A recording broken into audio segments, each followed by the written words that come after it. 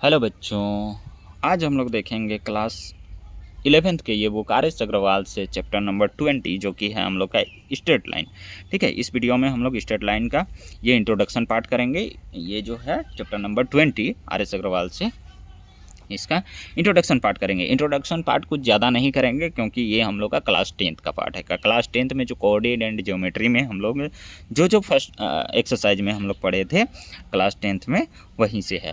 अगर हिंदी मीडियम वाले हो तो कोऑर्डिनेट ज्योमेट्री जो दूरी फार्मूला जो जिसमें हम लोग पढ़े थे उससे हैं ये रिलेट करके। ठीक है, चलो तो यहाँ देखते हैं। ये फर्स्ट में हम लोग का डिस्टेंस फार्मूला है, सेकंड में है हम लोग का ट्रायंगल का एरिया वाला फार्मूला है, और ये थर्ड में जो है ये सेक्शन फार्मूला है, जो सेक्शन फार्मूला हम लोग जानते थे। ठीक है, सेक्शन फार्मूला है और सेक्शन फार्मूले से ही हम लोग का मिड पॉइंट वाला फार्मूला बनता है। ये चीज़ हम लोग जानते हैं। चलो तो इसको थोड़ा सा एक्सप्लेन कर दे रहे हैं। फार्मूला याद करने का तरीका, अगर कोई भी ये स्ट्रेट लाइन है, 2 पॉइंट्स है, ये 2 पॉइंट्स का हम लोग को कोऑर्डिनेट दिया गया है। अगर ये ए पॉइंट है और ये बी पॉइंट है, स्ट्रेट लाइन का यहाँ से यहाँ डिस्टेंस निकालना है या फिर यहाँ से यहाँ डिस्टेंस निकालना है, दोनों बात बराबर है। ए से बी निकालेंगे डिस्टेंस या बी से ए निकालेंगे डिस्टेंस, ये तो बात बराबर है। इस पेन को अगर मेज़र करना चाहें यहाँ से यहाँ, तो मान के चलो जितना भी सेंटीमीटर आएगा 14-15 सेंटीमीटर के लगभग आ सकता है। तो ये अगर आ रहा है 14-15 सेंटीमीटर, तो ये इधर से मेजर करें या इधर से मेजर करें, बात तो बराबर है, 14 सेंटीमीटर ही आने वाला है। तो वही चीज़ है यहाँ पे, ए बी बोलें स्ट्रेट लाइन को या बी ए बोलें, बात बराबर है। ठीक है, और कोऑर्डिनेट अगर इसका दिया गया है x1 कोमा ये y1, इसका हो सकता है x2 कोमा y2। चलो तो फार्मूला ए बी का हम लोग का बन जाता है, यानी कि इसको बी ए भी बोल सकते हैं। ये अंडर रूट बन जाएगा, क्या बन जाएगा, x2 माइनस x1, ये सेकेंड वाले का फर्स्ट कोऑर्डिनेट, और ये इसको माइनस करेंगे x2 माइनस x1 का ये whole square plus y2 minus y1 का होल स्क्वायर। ये फार्मूला है तुम लोग का, ये तो याद रखना ही पड़ेगा। ठीक है, इसके बाद एरिया वाला फार्मूला आ जाओ। ट्रायंगल का एरिया, अगर ये ट्रायंगल है, इन वर्टेक्स, ये तीनों वर्टेक्स का जो है, ये तीनों वर्टेक्स का कोऑर्डिनेट दिया गया है, ए बी और ये सी दिया गया है। ये मान के चलो x1 कोमा y1 दिया गया है, ये x2 कोमा ये y2 दिया गया है, ये x3 कोमा ये x3 कोमा ये y3 दिया गया है। तो फिर इसका एरिया कैसे निकालेंगे? अब ये वर्टेक्स का कोऑर्डिनेट ये ग्राफ में है, मान के चलो यहाँ x एक्सिस ये y एक्सिस y, ये y डैश और ये x डैश और ये x है, ये है, यहाँ ओरिजिन है, और यहाँ पे ये ट्रायंगल बना है, और यहाँ का ये तो यहाँ पे मान के चलो ये 1 2 3 4 5, तो यहाँ से ये जितना का बनाया है और इधर से जितना, इसका कोऑर्डिनेट का वैल्यू होगा। फिर यहाँ बी जितना का बनाया है उसका वैल्यू होगा, यहाँ सी जितना का बनाया है उसका वैल्यू होगा। तो यहाँ पे ये सब अगर दिया गया है, ग्राफ ये सब दिया गया है, तो इसका एरिया कैसे निकालते हैं? इसका एरिया निकालेंगे, ट्रायंगल का एरिया हाफ और मोड लगा देंगे, यहाँ मोड लगा देंगे, और किस फॉर्म में याद रखेंगे, 1 2 3, और इस 1 को फिर बाद में कर दो, यहाँ फिर 2 3 1 कर दो, फिर अगला क्या कर दो, 3 1 2 कर दो, और ये 1 2 3 क्या है, x का कोड x का लेना है, यानी कि फर्स्ट कोऑर्डिनेट लेना है, यानी कि x1, फिर ये x2, फिर ये x3, और ये 2 3 क्या है, ये दोनों y का लेना है, यानी कि y2 y3, यहाँ y3 y1, ये y1 y2। अब प्लस माइनस का खेल आ जाओ, बाद में देखेंगे। तो यहाँ पे क्या है, 1 2 3 के फॉर्म में है, x1 लेना है पहले, तो ये y2 लेंगे माइनस ये याद करने का तरीका बता रहे हैं, यहाँ तो लिखा गया है, ये 1 2 3 फॉर्म में याद रखना, ये मोड लगा देना और बाहर में हाफ लगा देना। ये 1 2 3 हो गया, तो अंदर में हम लोग का ब्रैकेट के अंदर y का वैल्यू रहेगा और बाहर में x रहेगा, और यहाँ पे फिर ये क्या हो जाएगा, प्लस लग जाएगा। यहाँ x2 है तो ये x का वैल्यू है, ये x2, ये x का है, ये भी x का है, ये दोनों y का है। तो यहाँ ये y का क्या है, 3 और 1 है, तो y3 माइनस y1, यहाँ माइनस लगेगा, यहाँ इन दोनों के बीच में माइनस लगेगा। ठीक है, और यहाँ प्लस लगा देना, और x लगाते जाओ, यहाँ भी ये माइनस लगा दो, और ये ब्रैकेट में रहेगा, ऐसे। तो यही याद करने का आसान तरीका है। 1 2 3 फॉर्म में याद करो, फिर 2 3 1 फॉर्म में याद करो, फिर क्या 3 1 2 ऐसे याद करो। तो फिर आ गया यहाँ x2, सॉरी यहाँ x2 लिखना भूल गया, फिर प्लस ये x3 आ जाएगा, 3 1 2 है तो x3 आ गया, फिर अंदर में क्या रहेगा, यहाँ ब्रैकेट लगाना है, ये y1 माइनस y2 रहेगा ऐसे, और यहाँ पे ये खत्म हो गया, मोड लगा देना, यानी कि ये जो भी नेगेटिव में वैल्यू देगा उसको पॉजिटिव कर देगा मोड का, यही याद रखने का आसान सा तरीका है। फिर ये सेक्शन फार्मूला m1 m2, अगर कोई भी लाइन है, ये लाइन है इमेजिन करो, ठीक है, ये a का कोऑर्डिनेट दिया गया है x1 y1, और यहाँ b का कोऑर्डिनेट दिया गया है x2 ये y2, ठीक है, और ये एक पॉइंट यहाँ है, कहीं भी एक पॉइंट आ गया हम लोग का, कहीं भी एक क्या आ गया, पॉइंट आ गया, ये एक पॉइंट यहाँ पे आ गया मान के चलो, तो यहाँ से यहाँ का जो डिस्टेंस है वो कितना होगा, और यहाँ से यहाँ का डिस्टेंस वो कितना होगा। तो अगर मान के चलो यहाँ इस नया पॉइंट P का अगर हम लोग को कोऑर्डिनेट निकालना है x, y, तो यही है सेक्शन फार्मूला से हम लोग निकालेंगे।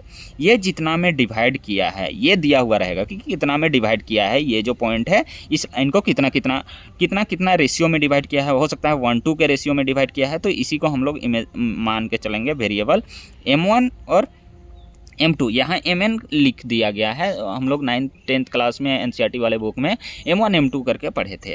तो अगर यहाँ पे m1 और m2 ले लेते हैं, या m ले लो और ये n ले लो, बात बराबर है, m2 की जगह में n आ जाएगा, ठीक है। तो यहाँ पे इस कोऑर्डिनेट का जो होगा फॉर्मूला क्या होगा, x का जो होगा वो m1 x2 plus m2 x1 divided by ये m1 प्लस m2 होता है, ठीक है। और यही y के लिए हो जाएगा, बस यहाँ y2 आ जाएगा, अगर ये equal to m1 y2 plus m2 y1 by m1 plus m2 हो जाएगा, ठीक है। अगर n लेना है तो यहाँ n आ जाएगा, यहाँ भी n आ जाएगा, यहाँ भी n आ जाएगा, यहाँ भी n आ जाएगा, यही फॉर्मूला है।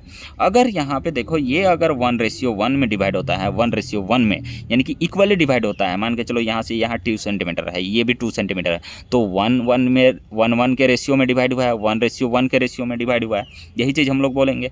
तो 1:1 के रेशियो में डिवाइड हुआ है, तो यहाँ 1 पुट करेंगे, यहाँ 1 पुट करेंगे, तो बचेगा क्या, x2 प्लस x1 बचेगा, ये 1 से मल्टीप्लाई होकर x2 हो जाएगा, ये भी 1 से मल्टीप्लाई होकर x1 हो जाएगा, और नीचे 1 + 1 क्या हो जाएगा, 2 हो जाएगा। तो यहाँ भी क्या हो जाएगा, y2 + y1 बाई 2 हो जाएगा। वो किस केस में होगा, जब ये मिड पॉइंट होगा, लैंग्वेज में बोल देगा कि वो मिड पॉइंट है, तो ये फॉर्मूला तुम लोग का बन जाएगा, जो कि मैं यहाँ दिखा दिया, ये हाफ आगे लिख के दिखा दिया है, कोई दिक्कत वाली बात नहीं है। हाफ को इधर आगे करके भी हम लोग लिख सकते हैं, यानी कि 1/2 को, ठीक है। स्ट्रेट लाइन का यही फॉर्मूला है। और फर्स्ट जो एक्सरसाइज हम लोग करेंगे, सम इम्पोर्टेंट रिजल्ट वैसे यहाँ पे दिया गया है कि रेक्टेंगल का अगर रेक्टेंगल शो करना है तो वो कैसे शो करेंगे। तो रेक्टेंगल वाले केस में क्या होता है, इन दोनों का ये दो जो साइड होते हैं वो आपस में इक्वल होते हैं, ये जो दो साइड होते हैं वो आपस में इक्वल होते हैं, और इसका जो डायगोनल होता है वो आपस में इक्वल होता है।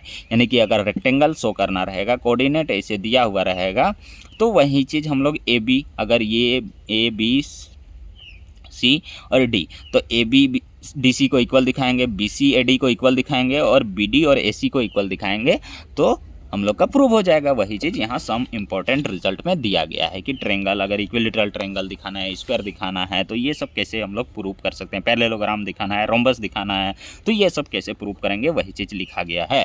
यहाँ पे मैंने मोटा मोटी वाला बात बता दिया है कि इसका कोऑर्डिनेट दिया गया है, इसका कोऑर्डिनेट दिया गया है, इसका कोऑर्डिनेट दिया गया है, इसका कोऑर्डिनेट दिया गया है। तो एक एक बार हम लोग ए बी निकालेंगे, ए बी का डिस्टेंस वाले फॉर्मूले से ए बी निकालेंगे, जो भी वैल्यू आएगा वही डी सी का भी आएगा, डी सी का अलग से हम लोग निकालेंगे। अगर आया इक्वल तो ये दोनों इक्वल हो गया, एक चीज़ हम लोग का सेटिस्फाई हो गया। अगर BC निकालेंगे और AD निकालेंगे, डिस्टेंस से, ये कोऑर्डिनेट से हम लोग AD निकालेंगे और ये दोनों कोऑर्डिनेट से हम लोग BC निकालेंगे, वो दोनों भी आपस में इक्वल है, तो ये दो चीज़ हम लोग को सेटिस्फाई हुआ।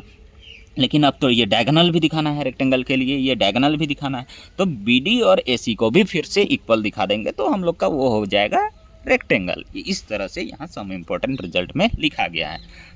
चलो ये सब हम लोग एक्सरसाइज में भी देखेंगे, और साथ ही साथ मैंने रेक्टेंगल का बता दिया है। अगर इक्विलेटरल कहीं ट्रायंगल प्रूव करने बोलता है, इक्विलेटरल ट्रायंगल प्रूव करने बोलता है, एक्स का कोऑर्डिनेट दिया गया है, ये ए का कोऑर्डिनेट दिया गया, बी का कोऑर्डिनेट दिया गया, सी का कोऑर्डिनेट दिया गया, यहाँ पे क्या हो जाएगा, इस वाले केस में AC इक्वल टू क्या हो जाएगा, BC equal to A B हो जाएगा। आगे पीछे लिख दिए, ए बी इक्वल टू लिखना चाहिए था A B equal to B C equal to A C, इस तरह से लिखना चाहिए था। सी ए भी बोल सकते हैं। ये चीज़ हम लोग का यहाँ पे निकाल देना है। ए बी का जो स्ट्रेट लाइन का डिस्टेंस वाला फॉर्मूला होता है वो निकाल देंगे, जितना भी वैल्यू आएगा वो हो सकता है बी सी का भी आएगा, इक्विलेटरल है तो इस तरह से हम लोग का निकालना है। आइसोसेल्स ट्रायंगल दिखाना है तो दो साइड्स को इक्वल दिखाना है, तीसरा को नॉट इक्वल दिखा देना है तो आइसोसेल्स हो जाएगा।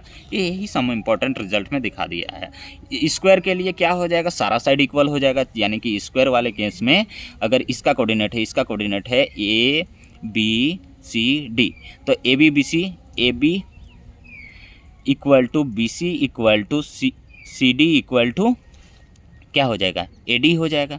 ये चारों साइड इक्वल दिखा देंगे और साथ ही साथ ये डायगोनल जो होता है ये भी इक्वल होता है, साथ ही साथ ए सी इक्वल टू क्या हो जाएगा, बी डी हो जाएगा। ये चारों चीज़ इक्वल दिखा देंगे डिस्टेंस वाले फॉर्मूले से ही पुट करके, ए डी का स्ट्रेट लाइन का जो फॉर्मूला होता है डिस्टेंस, वही फॉर्मूला यूज़ करके ये चीज़ दिखा देंगे तो हम लोग का स्क्वायर प्रूव हो जाएगा।